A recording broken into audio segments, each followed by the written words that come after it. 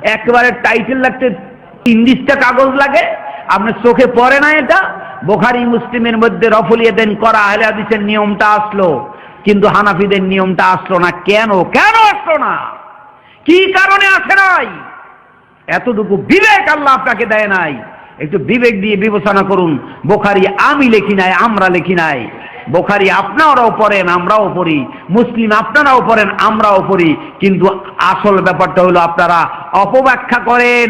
যেটুক মাযহাবের যেটুক বললে, যেটুক লেখলে মাযহাব ঠিক থাকে সেইটুক লেখেন, সেইটুক বলেন, এর বাকিটুকু বলেন না। আহলে হাদিসের দোষ হইল আহলে হাদিসরা বাকিটুকু বলে, এই জন্য আহলে হাদিসরা ভালো না। সম্মানিত উপস্থিতি, তাই আমাদের প্রত্যেকেরই জানা উচিত কোনটা হক এবং কোনটা বাতিল, কোনটা সঠিক কোনটা সঠিক নয়। এদেশের মাটিতে নামাজে দাঁড়াইতে গিয়ে ইন্নী ওয়াজ্জাহাতু পড়ে না। কোন হুজুর মুফতি সাহেবকে দাঁড় করাইয়া কলা গাছের সাথে বাইন দিয়া তারপরে বলবেন ততক্ষণ পর্যন্ত হাদিস না দেবা ততক্ষণ পর্যন্ত তোমার ছাড়া হবে না। দেখবেন একেবারে ইসরাফিলের সিংহায় ফুক দেওয়ার আগ পর্যন্ত যদি আল্লাহ হায়াত দেয়, ওই বান্দাই থাকবে কলা গাছের সাথে, দলিল ভাগ্যে জুটবে না। ইন্নী ওয়াজ্জাহাতু পড়ার দলিল দিতে পারবে না। বলবেন নাওয়াইতু নুসাল্লি লিল্লাহি তাআলা রাকাতা সালাতে যুহরে আসরে ফজরে মাগরিবে ইশায়, এই সমস্ত নাওয়াইতুন কোথায় পেয়েছো? ওর পেটে কিয়ামত পর্যন্ত লাথি মারলো এই নাওয়াইতুনের দলিল দিতে পারবে না। অথচ এদেশের মাটিতে নাওয়াইতুন পড়ানো হয় না? হয় না? ও হাদিসে নাই, কোরআনে নাই, আল্লাহও বলে নাই, নবীও বলে নাই, কোথাও নাই। অথচ এদেশের হুজুরেরা বলে। তাহলে ক্ষতিটা কে করলো? হিন্দু বৌদ্ধ করছে? এদেশের বাংলা কোরআন শরীফ করা উচিত ছিল, এদেশের পীর বুজুর্গদের করা উচিত ছিল। তা না কইরা গিরিশচন্দ্র সেন করছেন। তার মানে হলো বাংলা যদি বইলা অনুবাদ কইরে ফেলাই, তাহলে আমরা যে বাঙ্গাই চুরে উল্টা পাল্টা মশলা বইলা খাচ্ছি, এত ধরা খাইয়া যাব। এই জন্য হুজুরেরা বাংলা করে নাই, গিরিশচন্দ্র সেন করছে। হে মুসলিম জাতি, এই কথাগুলো রাগের জন্য বলছি না, আল্লাহ আমাদেরকে মাফ করুক। এই কথাগুলো বলছি ভুল সংশোধনের জন্য, আমরা কেউ ভুলের ঊর্ধ্বে নই। হে মুসলিম জাতি, কিতাবের উপরে বিশ্বাস করতে গিয়েও আমরা ভুল করি। কিতাবের আংশিক মানি আর আংশিক মানি না। যেমন একটু আগে আমি দেখাইলাম, এরকম অসংখ্য দলিল আছে। যেটুক মাযহাবের সাথে মিলে সেইটুক লেখছে, বাকিটুক আর লেখে নাই। বাকিটুক লেখলে মাযহাব ঠিক থাকে না, এই জন্য ওটুক লেখে নাই। আহলে হাদিসরা কোনো দল ঠিক রাখার জন্য কথা বলে না। আহলে হাদিসরা দল ঠিক রাখার জন্য, নেতা ঠিক রাখার জন্য কথা বলে না। যতক্ষণ পর্যন্ত এখানে বক্তব্য রেখেছি, একটা কথা আমি বলি না যে আমার আমির সাহেব বলছে, আমার হুজুর সাহেব বলছে, আমার ডক্টর সাহেব বলছে, এ কথা বলি না। এ কথা ঠিক কিনা?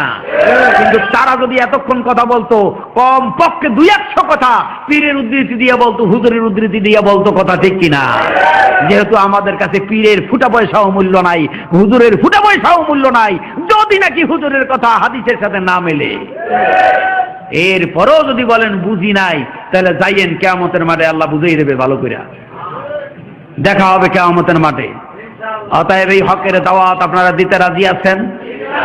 এই হক পথে চলতে রাজি আছেন? কিন্তু হক পথে চলতে হইলে একটা সুন্নত আছে। হক পথে চলতে হইলে, হক কথা বলতে হইলে একটা সুন্নত আছে।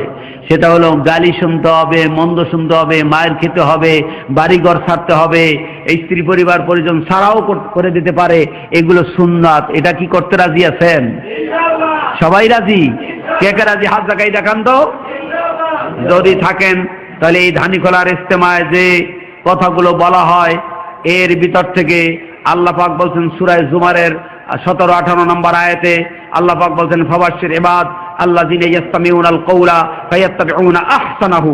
সুসংবাদ দাও তাদেরকে, বেহেশতের সুসংবাদ দাও তাদেরকে, যারা বিভিন্ন কথা শোনার পরে এর মধ্যে যেটা সঠিক সেইটাকে গ্রহণ করে, যেটা সঠিক নয় সেটাকে বর্জন করে। আমি পক্ষে বলছি, বিপক্ষে বলছি, ব্যাড সাইড বলছি, গুড সাইড বলছি, ভালো বলছি, মন্দ বলছি। এর ভিতর থেকে যেটা সত্য সেইটাকে গ্রহণ করবেন, আর যেটা অসত্য সেটাকে বর্জন করবেন। এটা কোরআনের আইন।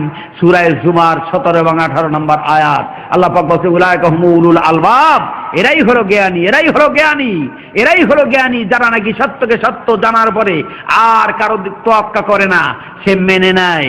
যেমন সত্যকে সত্য জানার পরে আমার চোখকে ফাঁকি দিতে পারি নাই, না বিন্নিসে হাত উপরে উঠেই ফেলাইলাম। উঠাইছি। যদি কোনো হুজুর আবার হাদিস দিয়ে নামাইতে পারে, বেশি তো আর দূর না, আবার নামাই ফেলবো। এই প্রায় 24-25 বছর হয়ে গেল, আজ পর্যন্ত কোন হুজুর হাদিস দিয়ে নামাইতে পারে না। গায়ের ধরে ঘট করে, খাসির মতো, বলদের মতো, অমুকের মতো, তমুকের মতো ঘট ঘট করে ওঠে, একেবারে ফোঁস করে ওঠে, জাতি সাহেবের মতো, গোখরা সাহেবের মতো ফোঁস করে ওঠে, কিন্তু হাদিস দিতে পারেও নাই, আর বুকের উপরে হাত নামাইয়ে নিচে, নাবির নিচেও নিতে পারে নাই। আমার বিশ্বাস সেই দিন পারবে, যদি আবার নবী দুনিয়ায় আসে, আবার কোরআন নাজিল হয়, সেই দিন পারবে। তার আগেই বুকের উপরে হাত নাবির নিচে নিতে পারবে না।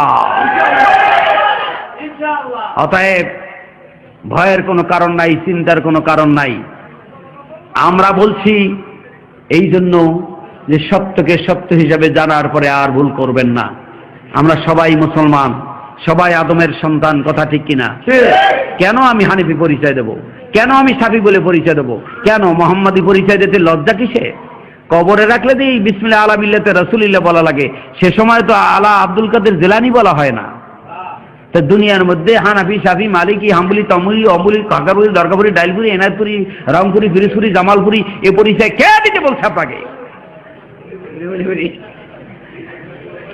বাপের নামে পরিচয় দিতে লজ্জা করে।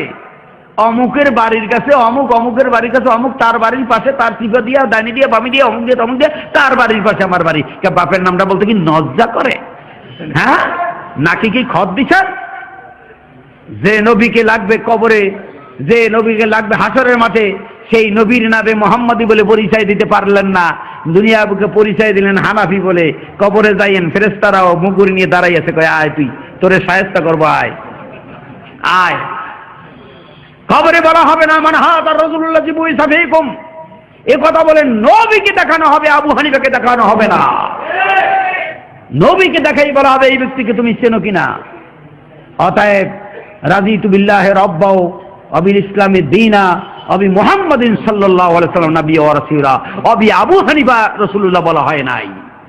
অতএব এই কথার উপরে দৃঢ় বিশ্বাস রাখতে হবে, যেহেতু নবীর নামে অসংখ্য জাল হাদিস বের হয়ে গিয়েছে, এখন তাহাকিক করে যাচাই বাছাই করে মানাটা অত্যন্ত জরুরি হয়ে পড়েছে।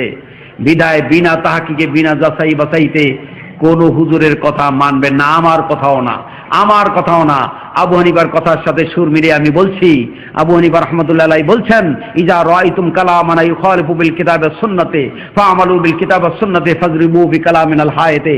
মিজানে শারানির 168 পৃষ্ঠায় এই কথা লেখা। তিনি বলছেন, আমার কোন কথা যদি নবীর কথার বিপরীত দেখো, তখন আমার কথাকে বাদ দিয়ে দেয়ালে নিক্ষেপ করবা, নবীর কথার উপর আমল করবা। আমিও বলতেছি, আমার কোন কথা যদি নবীর কথার বিপক্ষে যায়, আমার কথাকে পায়খানায় নিক্ষেপ করে নবীর কথার উপর আমল করবেন। আর সত্যিকারে হানাফি হন, সত্যিকারে আবু হানিফা রাহমাতুল্লাহ আলাইহির অনুসারী হন, তাতে আমাদের কোনো আপত্তি নাই। তাহলে আপনার মধ্যে আমার মধ্যে কোনো ঝগড়া বাঁধবে না। আবু হানিফার আকীদার সাথে যেমন আমাদের আকীদার কোনো গরমিল নেই, আবু হানিফার আমলের সাথে যেমন আমাদের আমলের কোনো গরমিল নেই। গরমিল আপনাদের সাথে, যারা মিথ্যা আবু হানিফার দাবিদার, তাদের সাথে গরমিল বেঁধেছে, কিন্তু সত্যিকারে আবু হানিফার সাথে আমাদের কোনো গরমিল নাই। আবু হানিফা রাহমাতুল্লাহ বলছেন, যে ব্যক্তি বলছে ইমামের পিছনে সূরা ফাতিহা পড়া লাগবে না, ওর সাথে বড় মিথ্যাবাদী আমি কাউকে দেখি নাই। মানেন আপনারা আবু হানিফার কথাটাকে? মানেন না, মানেন না। ওটা যে মানতে গেলে মাযহাব ঠিক থাকে না, এই জন্য বড় হুজুরে কইলো ওটা মানা যায় না। শুনছো 12 হাত পুকুরের মধ্যে একটা 13 হাত গজাল মাছ পাওয়া গেছে। দূর আহমদানি কথা, 12 হাত পুকুরে 13 হাত গজাল মাছ থাকে কি করে? রাগ করে না, আপনার বাবা হুজুর কেবলা বলছে। কালো তাহলে মনে হয় লেজটা ভাঁজ করেছিল। বুঝবেন, বুঝবেন। কারে ব্যাং সোজা হবি তো, মইরা গেলে টান টান সোজা। মরার পরে বুঝবেন, আর আগে বুঝবেন না।